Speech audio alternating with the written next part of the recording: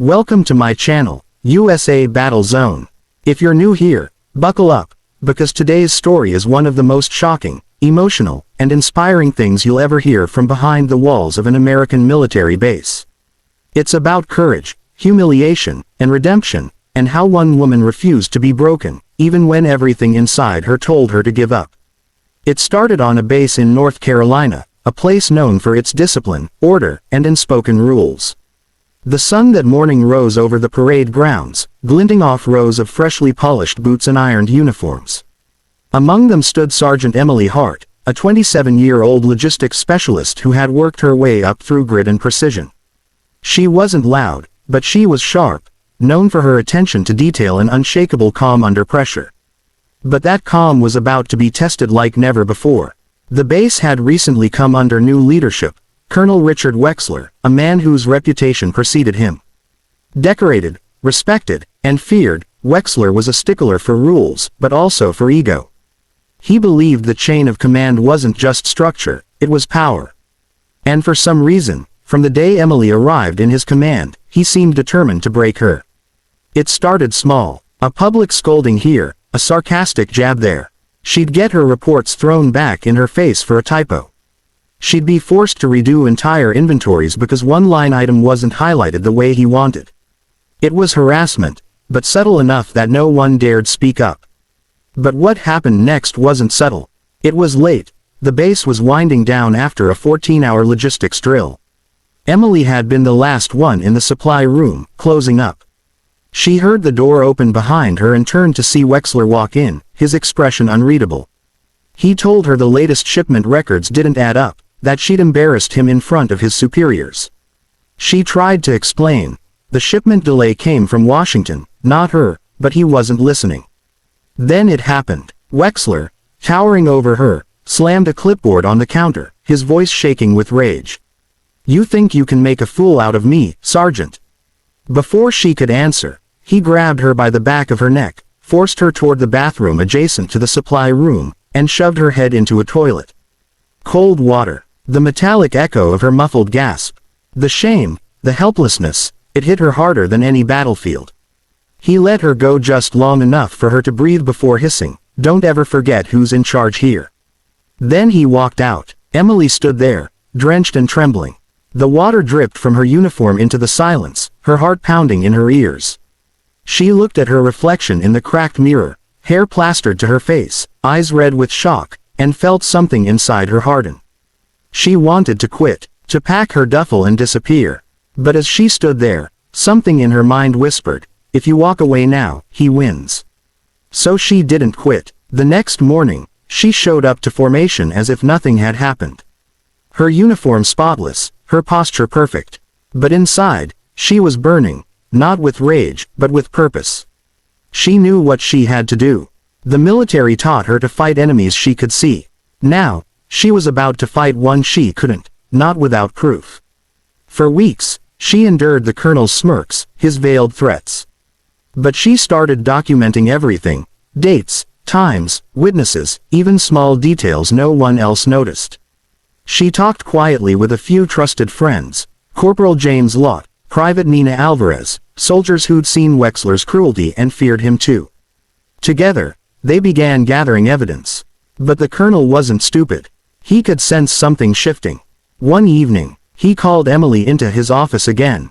The room was dim, the blinds drawn. On the wall, medals gleamed under the yellow light. He leaned back in his chair and smiled coldly. "You've been quiet lately, Sergeant. That usually means trouble." She said nothing. He stood, walked around her slowly, voice dropping low. "You're not special. You think anyone will believe you. I've been in this game longer than you've been alive." She met his gaze, steady and unflinching. "Then you won't mind if I keep doing my job." That was the moment he realized she wasn't afraid anymore. That night, Emily went to the base chaplain. She told him everything, not in anger, but in tears. The chaplain, stunned, promised to take it to the Inspector General's office. The process began quietly, an official complaint, sealed interviews, internal reviews. But on a military base, rumors move faster than paperwork. Soon, everyone was whispering. The colonel's temper got shorter. He started pacing during meetings, slamming doors, making examples of soldiers for the smallest mistakes. But it was too late. The investigation was in motion. Then one morning, just before dawn, 2 black sedans rolled through the base gates. Men in plain clothes stepped out, federal investigators from the Department of Defense. They went straight to Wexler's office. The soldiers watched from a distance as he was escorted out, his face pale, his jaw locked in disbelief. By noon, he was gone. Emily didn't celebrate. She didn't smile. She went back to her quarters, sat on her bunk, and stared at her boots. The weight she'd carried for months seemed to lift, but it left behind a hollow ache. She hadn't just fought a man, she'd fought the system that had protected him. Days later, she was called into the commander's office. The base general, a stern but fair man, stood as she entered. "Sergeant Hart," he said quietly, "I read your statement. I need you to know something. You did the right thing. What you endured, that took more courage than most show in combat." She nodded, holding back tears. A few weeks later, word came down. Colonel Wexler was stripped of his rank, dishonorably discharged, and charged under military law. The soldiers who once feared him now spoke of Emily with a kind of reverence. But she didn't want praise. She wanted peace. On a gray morning, she walked back to that same bathroom, the one where it had all happened. She stood by the cracked mirror again. The scars were invisible, but real. And as she looked at her reflection, she whispered, "You didn't break." That's when she noticed something scratched faintly into the metal stall, initials. Not hers, others. Soldiers who had been humiliated, silenced, forgotten. She traced the letters with her finger and realized something powerful. This wasn't just her fight. It was for everyone who'd ever been forced to swallow their pride, to bow their head when they should have stood tall. From that day on, Emily became an advocate, not officially, not loudly, but through action. She volunteered at the military's peer support program, mentoring young soldiers, teaching them about resilience and reporting channels. She told them, "Strength isn't about how loud you shout, it's about what you stand for when no one's watching." Word of her story spread beyond the base. A journalist picked it up, then another. Before long, it reached national news. But Emily never did interviews. She declined TV spots. She said, "This isn't about me. It's about respect, dignity, and the cost of silence." Years later, she was promoted to Master Sergeant. Her reputation wasn't built on medals, but on integrity. At her promotion ceremony, the general who once consoled her said something that made the whole room fall silent. When Sergeant Hart stood up, she reminded us what the uniform really means. Not power, not control, but honor. The soldiers rose to their feet in applause, not the sharp, formal kind, but the heartfelt kind that comes from shared truth. Emily smiled faintly, her eyes glistening. For the first time in a long time, she allowed herself to feel proud. After the ceremony, she walked outside, the wind brushing across her face. The sun dipped low behind the barracks, casting everything in gold. She thought back to that night, the water, the mirror, the fear, and realized something profound. The moment that had been meant to humiliate her had instead forged her into something unbreakable. She took a deep breath, looked up at the sky, and whispered to herself, "You made it." But the story didn't end there. Months later, she received a letter, handwritten, sealed with military stationery. It was from one of the younger soldiers she'd mentored.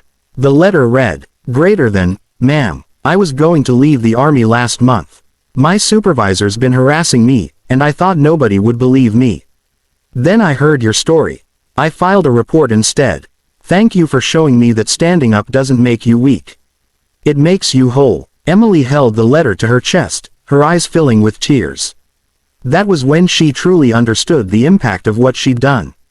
One act of courage, born out of pain, had become a light for others lost in the dark. And if you're watching this right now, maybe you're not a soldier. Maybe you're just someone who's been pushed down, disrespected, or made to feel small. But listen, it's not the humiliation that defines you. It's what you do after. Emily didn't fight back with fists or fury. She fought back with truth. And truth, my friends, is the most powerful weapon we have. So the next time someone tries to break your spirit, remember her story. Remember that the strongest people aren't the ones who never fall, but the ones who rise, quietly, even when no one believes they can. Because courage isn't loud, sometimes, it's just the sound of a woman standing tall in the same place she was once brought to her knees. This is USA Battle Zone, and that was the story of Sergeant Emily Hart, the soldier who turned her humiliation into history.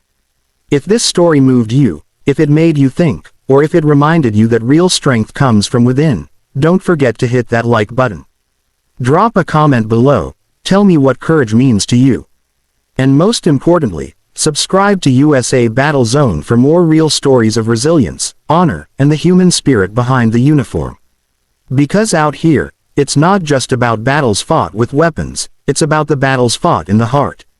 Until next time, stay strong, stay proud, and never, ever let anyone make you forget your worth.